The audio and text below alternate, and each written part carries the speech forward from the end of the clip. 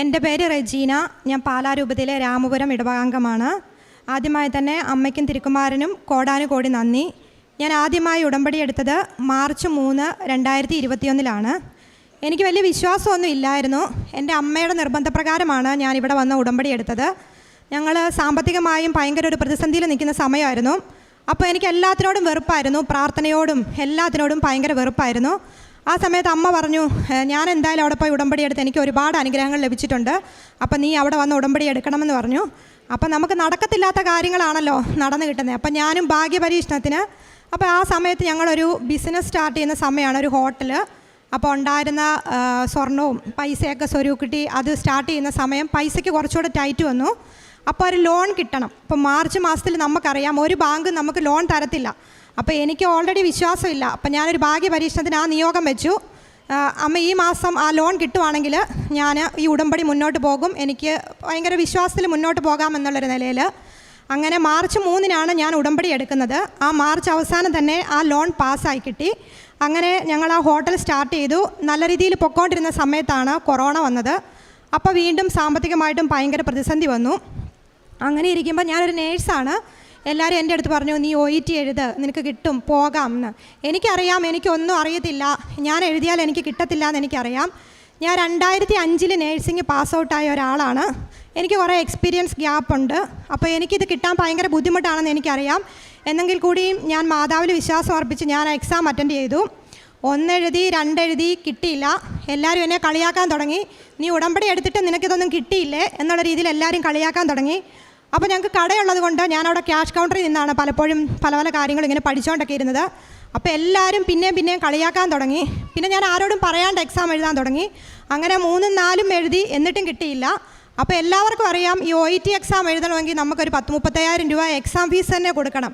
അടുത്ത എക്സാം എഴുതാൻ പോലും പൈസ ഇല്ലാത്ത ഒരു സിറ്റുവേഷനായി.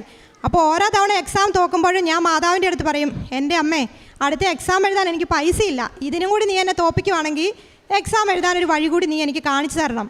അങ്ങനെ 5ാമത്തെ വട്ടം എക്സാം എഴുതി. ഭയങ്കര പാടായിരുന്നു, എനിക്ക് കിട്ടത്തില്ല എന്ന് ഉറപ്പുണ്ട്.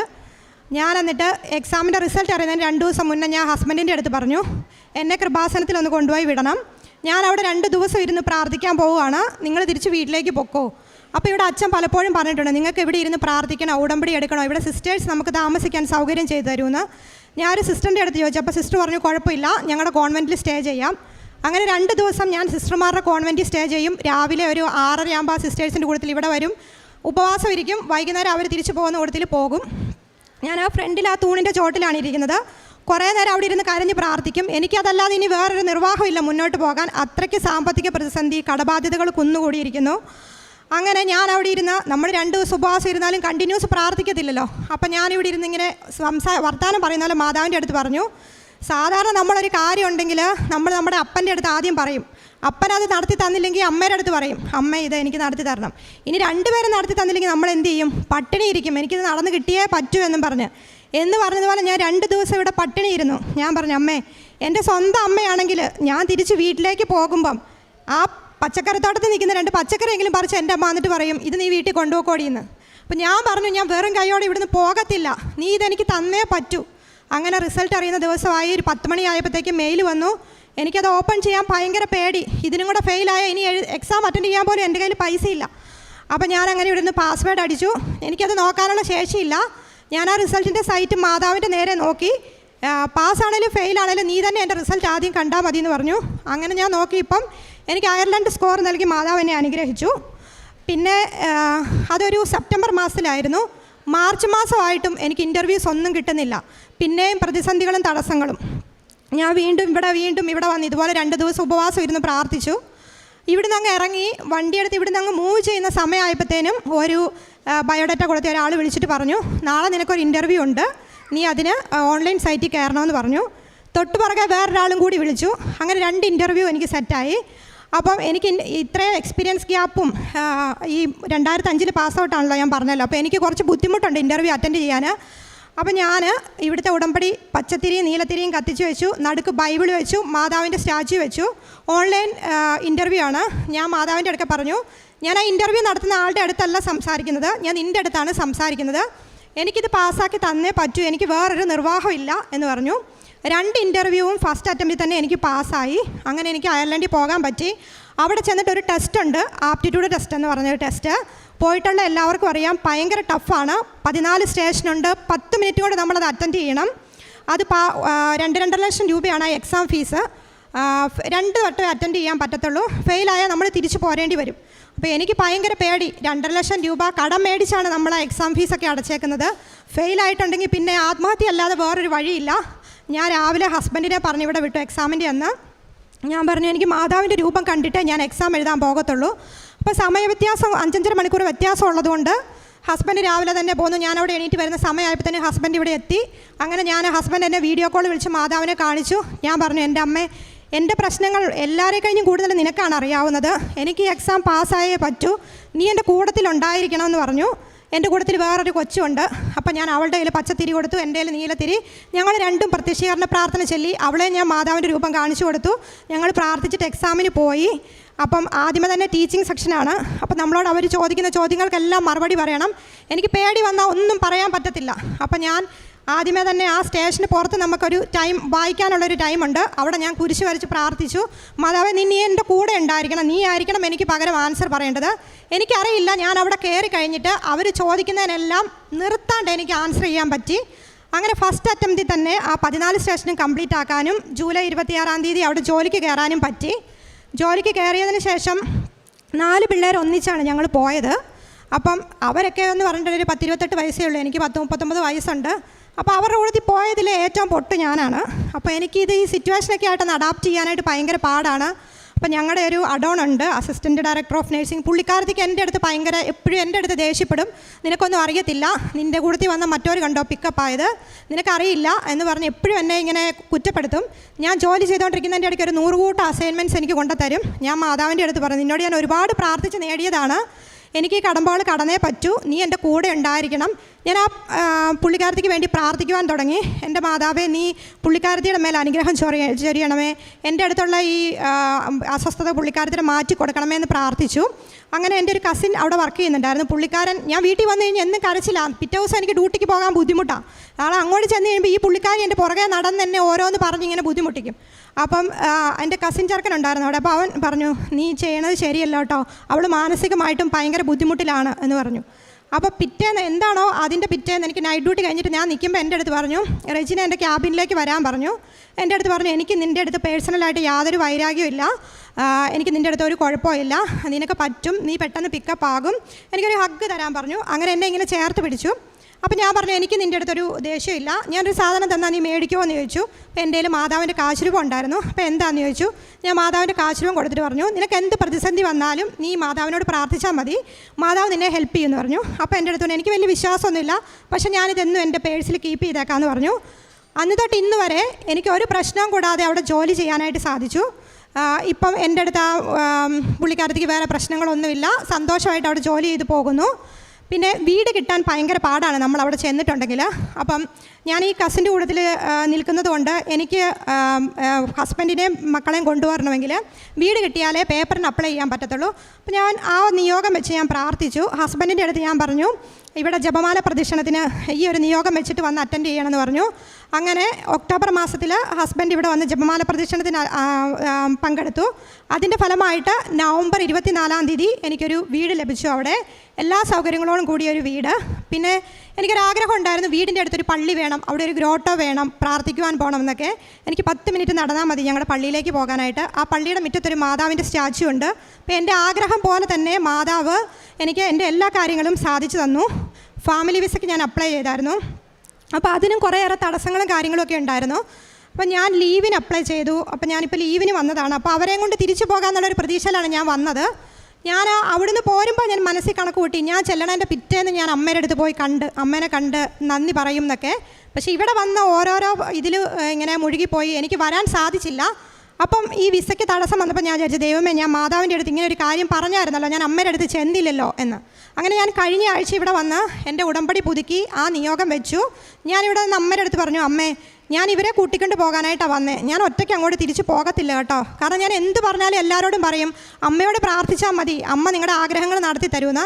അപ്പോൾ എൻ്റെ ഈ ആഗ്രഹം സാധിച്ചു തരാതെ എനിക്കിനി അവരോട് പറയാൻ പറ്റുമോ, ഇതേ നിങ്ങൾ മാതാവിനോട് പ്രാർത്ഥിച്ചാൽ മതിയെന്ന്. അങ്ങനെ ഇന്നലെ അവർക്ക് ഫാമിലി വിസ അപ്രൂവായി. ഇന്നിപ്പം പാസ്പോർട്ട് കളക്ട് ചെയ്യാനും പറഞ്ഞ് അവർ വിളിച്ചിട്ടുണ്ട്. ഇന്ന് 5 മണിക്ക് മുന്നേ അത് പോയി കളക്ട് ചെയ്യണം.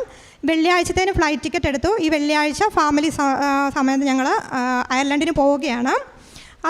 ഒരു വലിയ സാക്ഷ്യം. പിന്നെ എൻ്റെ അമ്മയ്ക്ക് വേണ്ടിയിട്ടാണ് അടുത്ത സാക്ഷ്യം. അമ്മയ്ക്ക് ഒരു സർജറി ചെയ്യേണ്ടി വന്നു. അമ്മയ്ക്ക് നെർവ് കംപ്രഷനായിരുന്നു. അപ്പം നല്ല രീതിയിൽ കംപ്രഷൻ ഉണ്ടായിരുന്നു. അപ്പം മെഡിക്കൽ ഫീൽഡിലുള്ളവർക്കറിയാം, ഈ ഒരു ലംബാർ റീജിയൻ മുതൽ ഒരു സാക്രൽ റീജിയൻ വരെ നെർവ് ഭയങ്കരമായിട്ടും കംപ്രസ് ചെയ്തിരിക്കുമായിരുന്നു. ഒരു മേജർ സർജറിയാണ്. ആ സർജറി ഞങ്ങളുടെ അവിടെയുള്ള ഒരു പ്രശസ്തമായ ഹോസ്പിറ്റലിൽ തന്നെയാണ് ചെയ്തത്. പക്ഷേ ആ സർജറി ഭയങ്കര ഫെയിലിയർ ആയിപ്പോയി. ആ ഇട്ടിരുന്ന സ്ക്രൂ അവർ വെർട്ടിബ്രോപ്ലാസ്റ്റ് ചെയ്തു. ആ ഇട്ടിരുന്ന സ്ക്രൂ അയഞ്ഞു പോയി. ആ സ്ക്രൂ ഒരഞ്ഞ് അമ്മയുടെ ഉള്ളിൽ അവിടെ ഒരു ചെറിയ മുഴ പോലെ വന്നു. അമ്മയ്ക്ക് ഇരിക്കത്തില്ല, നിൽക്കത്തില്ല, കിടക്കത്തില്ല. അമ്മ എപ്പോഴും കരച്ചിൽ തന്നെ. അപ്പോൾ ഞങ്ങൾ മക്കൾ 3 പേരും ഇവിടെ ഇല്ല. അമ്മയുടെ അടുത്ത് ആരുമില്ല. അമ്മ മാനസികമായിട്ടും ഭയങ്കര തകർന്നിരിക്കുന്ന സമയമാണ്. അപ്പം ഞങ്ങളെല്ലാവരും നിയോഗം വെച്ച് പ്രാർത്ഥിച്ചു. അപ്പോൾ അന്ന് കുവൈറ്റിൽ നമ്മുടെ അച്ഛൻ ധ്യാനിപ്പിക്കാൻ ചെല്ലുന്ന സമയമാണ്. അപ്പോൾ അനിയത്തി കുവൈറ്റിലാണ് ജോലി ചെയ്യുന്നത്. അനിയത്തി ഈ ഒരു ഇത് വെച്ച് അച്ഛനെ കാണാൻ അവിടെ ചെന്നു. അന്നേരം അവിടെ തിരക്ക് കൊണ്ട് കാണാൻ സാധിക്കത്തില്ലെന്ന് പറഞ്ഞാൽ അവർ പറഞ്ഞു വിടാൻ തുടങ്ങി. അപ്പോൾ അവൾ പറഞ്ഞത്, ഞാൻ എന്നെ 1 മാസമായി കുഞ്ഞിനെ ഇട്ടിട്ട് വന്നതാ ചേട്ടാ, എനിക്ക് കണ്ടേ പറ്റൂ എന്ന് പറഞ്ഞു. അങ്ങനെ അച്ഛനെ കണ്ടു പ്രാർത്ഥിക്കണമെന്ന് പറഞ്ഞു. അച്ഛൻ ഓക്കെ എന്ന് പറഞ്ഞു. ഒന്നും പറഞ്ഞില്ല. ഇവളങ്ങ് പോയപ്പോൾ അച്ഛൻ തിരിച്ചു വിളിച്ചിട്ട് പറഞ്ഞു, മോനെ, കർത്താവിന് സുഖപ്പെടുത്താൻ പറ്റാത്തതായിട്ട് എന്താ ഉള്ളത്, നീ പ്രാർത്ഥിച്ചോളാൻ പറഞ്ഞു. അങ്ങനെ 2ാമത്തെ സർജറിക്ക് വേണ്ടിയിട്ട് അമ്മേനെയും കൊണ്ട് ഈ അടുത്ത ഏരിയയിലുള്ള എല്ലാ പ്രശസ്തമായ ഹോസ്പിറ്റലിലും ചെന്നിട്ടും ആരും എടുക്കാൻ തയ്യാറായില്ല. കാരണം സ്പൈനൽ കോഡിന് ചെയ്യുന്ന സർജറിയാണ്. എന്തെങ്കിലും ഫെയിലിയർ വന്നിട്ടുണ്ടെങ്കിൽ തളർന്നു പോകും. അതുകൊണ്ട് ആരും എടുക്കത്തില്ല. അങ്ങനെ ഞങ്ങളെല്ലാവരും ശക്തമായിട്ട് പ്രാർത്ഥിച്ചു. അവസാനം ആശ്രം മെഡിസിറ്റി കൊണ്ടുവന്നപ്പോൾ അവിടുത്തെ ഒരു ഡോക്ടർ പറഞ്ഞു, ഒരു 50% ചാൻസ് സക്സസ് റേറ്റും ബാക്കി ഫെയിലിയർ റേറ്റുമാണ്, നിങ്ങൾക്ക് സമ്മതമാണെങ്കിൽ ഞാൻ ചെയ്യാമെന്ന് പറഞ്ഞു. അങ്ങനെ അവർ MRI ചെയ്ത് നോക്കിയപ്പോൾ അവിടെ ഒരു നൊഡ്യൂൾ കണ്ടു. അപ്പോൾ അവർക്ക് CA ആണോ എന്ന് ഡൗട്ട്. അപ്പോൾ ഞങ്ങൾക്ക് എല്ലാവർക്കും ടെൻഷൻ. ഞങ്ങളെല്ലാവരും ഭയങ്കര കരച്ചിൽ. അന്നേരം മാതാവിനോട് നിയോഗം വെച്ച് പ്രാർത്ഥിച്ചു. അമ്മ ഉടമ്പടി എടുത്ത ആളാണ്. അമ്മ കാശുരൂപം വെച്ച് പ്രാർത്ഥിക്കും. എപ്പോഴും അമ്മ സാക്ഷ്യങ്ങൾ കേട്ടുകൊണ്ടായിരുന്നു ഹോസ്പിറ്റലിലായിരുന്നപ്പോഴും ഇരുന്നത്. അങ്ങനെ പെറ്റ് സ്കാൻ ചെയ്തു. ബയോപ്സിക്ക് എടുക്കണമെന്ന് പറഞ്ഞു. അപ്പം ഈ കമ്പി കൊണ്ട് ഉറഞ്ഞത് മൂലമുള്ള ഒരു ചെറിയ ഇൻഫെക്ഷൻ മാത്രമാണ്, പേടിക്കാനൊന്നുമില്ലെന്ന് പറഞ്ഞു. 2ാമത്തെ സർജറി കഴിഞ്ഞു. റെസ്റ്റൊക്കെ കഴിഞ്ഞു. അമ്മ ഇപ്പോൾ എണീറ്റ് നടക്കുന്നുണ്ട്. എല്ലാവർക്കും ഭയങ്കര അത്ഭുതമാണ്. കാരണം ഇത്രയും വലിയ 2 സർജറി കഴിഞ്ഞിട്ടും അമ്മയ്ക്ക് എണീറ്റ് നടക്കാൻ സാധിക്കുന്നുണ്ടല്ലോ എന്ന്. കഴിഞ്ഞ ആഴ്ച ഞാനിവിടെ ഉടമ്പടി പുതുക്കാൻ വന്നപ്പം അമ്മ എൻ്റെ കൂട്ടത്തിൽ ഇവിടെ വന്ന് ഉടമ്പടി പുതുക്കി. അമ്മയ്ക്കും തിരുക്കുമാരനും 1000 നന്ദി. പിന്നെ ലൈറ്റ് ക്യാൻഡിൽ പ്രെയർ റിക്വസ്റ്റ് ഇട്ടത് മൂലം എൻ്റെ അനിയത്തിയുടെ കുഞ്ഞിന് പനി വന്നു. അപ്പോൾ അവരതിനെ ഹോസ്പിറ്റലിൽ കൊണ്ടുവന്നപ്പോഴത്തേക്കും കുഞ്ഞിന് ഇഞ്ചക്ഷൻ എടുത്തതാണ്. പക്ഷേ ഇഞ്ചക്ഷൻ എടുത്ത ഡോസ് കൂടിപ്പോയി. അങ്ങനെ അവൻ കാല് നിലത്ത് കുത്തത്തില്ല, നടക്കത്തുമില്ല. അപ്പോൾ അവൾ ഭയങ്കരമായിട്ടും കരഞ്ഞുകൊണ്ട് വിളിച്ചു, എൻ്റെ കുഞ്ഞിനി നടക്കുമോ എന്നറിയത്തില്ലടി, എന്ത് ചെയ്യണം, നീ എപ്പോഴും കൃപാസനത്തിൽ പോകുന്നതല്ലേ, നീ മാതാവിൻ്റെ അടുത്തൊന്ന് പ്രാർത്ഥിക്കണേന്ന്. അങ്ങനെ ഞാൻ ലൈറ്റ് ക്യാൻഡിൽ പ്രെയർ റിക്വസ്റ്റ് ഇട്ട് പ്രാർത്ഥിച്ചു. അപ്പോൾ അവിടെ ഒരു പാലസ്തീൻ ഡോക്ടറാണ് ആ കൊച്ചിനെ നോക്കിയത്. അപ്പം എങ്ങനെയാലും ഒരു മലയാളി ഡോക്ടറെ കിട്ടുവാണെങ്കിൽ നമുക്ക് എന്താണ് നെക്സ്റ്റ് ഒപ്പീനിയൻ എന്ന് ചോദിക്കായിരുന്നു. അങ്ങനെ ഞാൻ രാത്രിയിൽ കരഞ്ഞുകൊണ്ട് മാതാവിൻ്റെ അടുത്ത് പ്രാർത്ഥിച്ചതിൻ്റെ ഫലമായിട്ട് അവർക്കൊരു മലയാളി ഡോക്ടറെ കാണാനും, പേടിക്കണ്ട, കുറച്ച് ദിവസം കൊണ്ട് മാറിക്കിട്ടും എന്ന് പറഞ്ഞ് 2 ദിവസത്തിനുള്ളിൽ അവൻ നടക്കുവാനും തുടങ്ങി. പിന്നെ എൻ്റെ അപ്പച്ചനൊരു സ്ട്രോക്ക് വന്നു. അത് തുടക്കത്തിൽ തന്നെ കണ്ടുപിടിക്കുവാൻ സാധിച്ചു. ഹോസ്പിറ്റലിൽ ചെന്നപ്പം 48 hours കഴിഞ്ഞിട്ട് എന്തെങ്കിലും പറയാൻ പറ്റത്തുള്ളൂ എന്ന് പറഞ്ഞു. ലൈറ്റ് ക്യാൻഡിൽ പ്രെയർ റിക്വസ്റ്റ് ഇട്ട് പ്രാർത്ഥിച്ചതിൻ്റെ ഫലമായിട്ട് പിറ്റേന്ന് തന്നെ ഡോക്ടർ റൗണ്ട്സിന് വന്നപ്പോൾ പറഞ്ഞു, കുഴപ്പമില്ല, സപ്പോർട്ടീവായിട്ട് മെഡിസിൻ എടുത്താൽ മതി, മാറിക്കോളും എന്ന് പറഞ്ഞു. പിന്നെ ഉടമ്പടി തൈലം പുരട്ടിയത് മൂലം എൻ്റെ മൂത്ത മോന് ഭയങ്കര വയറുവേദനയും ഛർദിയും. അങ്ങനെ അപ്പോൾ ഞാൻ വിചാരിച്ചു ഇവൻ എന്തെങ്കിലും കഴിച്ചിട്ട് ദഹിക്കാതെ വന്നതായിരിക്കും എന്ന്. ഹോസ്പിറ്റലിൽ കൊണ്ടുവന്നപ്പോഴത്തേക്കും അപ്പൻഡിക്സ് ആണെന്ന് പറഞ്ഞു. അപ്പോൾ സർജറി വേണമെന്ന് പറഞ്ഞു. അവനാണെങ്കിൽ ഒരു ഇഞ്ചക്ഷൻ എടുക്കുന്നത് പോലും പേടിയാണ്. അവൻ ഭയങ്കര കരച്ചില്ല, അമ്മ എനിക്ക് സർജറി ചെയ്യണ്ട എന്നും പറഞ്ഞ്. അപ്പോൾ ഞാൻ പറഞ്ഞു, എൻ്റെ മാതാവേ, ഞാൻ എന്താ ചെയ്യുന്നത് ഈ കുഞ്ഞിനെ കൊണ്ട്. അപ്പോൾ ബ്ലഡ് കൗണ്ട് നോക്കിയപ്പോൾ കൗണ്ട് നല്ല കൂടുതലാണ്. സ്കാൻ ചെയ്ത് നോക്കിയപ്പോൾ അതിലും ഉണ്ട്. അപ്പം ഞങ്ങളുടെ അടുത്തുള്ള ഒരു ക്ലിനിക്കിലെ ഡോക്ടറിനോട് ഒരു സെക്കൻഡ് ഒപ്പീനിയൻ ചോദിച്ചു തന്നപ്പോൾ ഡോക്ടർ പറഞ്ഞു, അപ്പൻഡിക്സ് ആണ്, സർജറി ചെയ്യാതെ പറ്റത്തില്ല, അവൻ കളിക്കുകയൊക്കെ ചെയ്യുമ്പോൾ പിന്നെയും കൂടും, എനിവേ നിങ്ങളൊരു സെക്കൻഡ് ഒപ്പീനിയൻ ESIയിൽ കൊണ്ടുപോക്കോ എന്ന് പറഞ്ഞു. അപ്പോൾ ഞാൻ മാതാവിൻ്റെ അടുത്ത് രാവിലെ ഞാൻ ഇറങ്ങുന്നതിന് മുമ്പ് അവനോട് പറഞ്ഞു, മാനെ നീ ഇവിടെ നിന്ന് മാതാവിനോട് പ്രാർത്ഥിച്ചോ, സർജറി കൂടാതെ ഇത് സുഖപ്പെടുവാണ്, പ്രശ്നങ്ങളൊന്നും ഇല്ലാന്നുണ്ടെങ്കിൽ ഇവിടെ വന്ന് സാക്ഷ്യപ്പെടുത്തിയേക്കാന്ന് നീ മാതാവിനോട് പ്രാർത്ഥിച്ചോ എന്ന് പറഞ്ഞു. അങ്ങനെ അവനും അവിടെ നിന്ന് പ്രാർത്ഥിച്ചിട്ട് ഇറങ്ങി. അങ്ങനെ ഞങ്ങൾ ESIയിൽ കൊണ്ടുപോയി. അവിടെ ചെന്ന് കഴിഞ്ഞപ്പോഴത്തേക്ക് ഇവൻ്റെ ഏജ് ഇച്ചിരി കൂടുതലായതുകൊണ്ട് മെഡിക്കൽ കോളേജിൽ കൊണ്ടുപോകാൻ പറഞ്ഞു. അവിടെ ചെന്ന് ഡോക്ടേഴ്സിനെ കണ്ടു. തലേന്ന് കൂടി നിന്ന ബ്ലഡ് കൗണ്ട് പിറ്റേന്ന് ചെന്നപ്പോഴത്തേക്കും നോർമൽ റേഞ്ചിൽ നിൽക്കുന്നു. അപ്പോൾ ഡോക്ടർ പറഞ്ഞു ആൻറ്റിബയോട്ടിക് മാത്രം എടുത്താൽ മതി, സർജറി വേണ്ടാന്ന് പറഞ്ഞു. അങ്ങനെ മാതാവിൻ്റെ അടുത്ത് ഉടമ്പടി ചെയ്തത് പ്രകാരം എനിക്ക് മാതാവ് ഒരുപാട് അനുഗ്രഹങ്ങൾ അനുഗ്രഹിച്ചു. അമ്മയ്ക്കും തിരുക്കുമാരനും കോടാനുകോടി നന്ദി. പിന്നെ കാരുണ്യ പ്രവർത്തികളെന്ന് പറഞ്ഞാൽ ഞാൻ നേരത്തെ വർക്ക് ചെയ്തിരുന്ന ഹോസ്പിറ്റലിൽ അവിടെയുള്ള രോഗികൾക്ക് അവിടെ ബൈസ്റ്റാൻഡേഴ്സ് ഉണ്ട്, എന്നാലും അവരുടെ നഖമൊക്കെ വെട്ടിക്കൊടുക്കാനൊക്കെ ഞാൻ ഹെൽപ്പ് ചെയ്യും. പിന്നെ അവിടെ വരണ അമ്മച്ചിമാർ തീർത്തും പാവപ്പെട്ട ഒരു ഫുഡൊന്നും കഴിക്കാൻ പൈസ ഇല്ലാത്തവർക്ക് കൊടുക്കും. പിന്നെ ഞങ്ങളുടെ അടുത്തൊരു ഈ അഗതികളെ താമസിക്കുന്നൊരു സ്ഥലമുണ്ട്, അവർക്ക് ഫുഡ് വാങ്ങിക്കാനൊക്കെ പൈസ ഇടയ്ക്ക് കൊടുക്കും. ഇപ്പോഴെനിക്ക് പ്രേക്ഷിത പ്രവർത്തനം ചെയ്യാൻ പറ്റത്തില്ല, എന്നാലും എൻ്റെ കൂടെ വർക്ക് ചെയ്യുന്ന പിള്ളേർ എന്തെങ്കിലും പ്രതിസന്ധി വരുമ്പം എൻ്റെ കയ്യിൽ മാതാവിൻ്റെ കുറേ ലോക്കറ്റ് ഉണ്ട്, ഞാനത് കൊടുത്ത് അവരോട് പ്രാർത്ഥിക്കുവാനായിട്ട് പറയും. പിന്നെ എൻ്റെ ജോലി കഴിഞ്ഞിട്ട് അവർക്ക് നല്ല തിരക്കാണെങ്കിൽ ഞാൻ അവരെ പോയി ഹെൽപ്പ് ചെയ്യും. എനിക്ക് വേണമെങ്കിൽ ആ സമയത്ത് ചുമ്മാ ഇരിക്കാം, എന്നാലും എനിക്ക് വേറെ കാരുണ്യ പ്രവർത്തികളൊന്നും ചെയ്യാൻ പറ്റത്തില്ല. അതുകൊണ്ട് ഞാൻ ആ സമയത്ത് വെറുതെ ഇരിക്കാതെ ഞാൻ അവരെ പോയി ഹെൽപ്പ് ചെയ്യാറുണ്ട്. അങ്ങനെ അമ്മയും തിരുക്കുമാരനും ചെയ്തു തന്ന അനുഗ്രഹങ്ങൾക്ക് കോടാനുകോടി നന്ദി പറയുന്നു.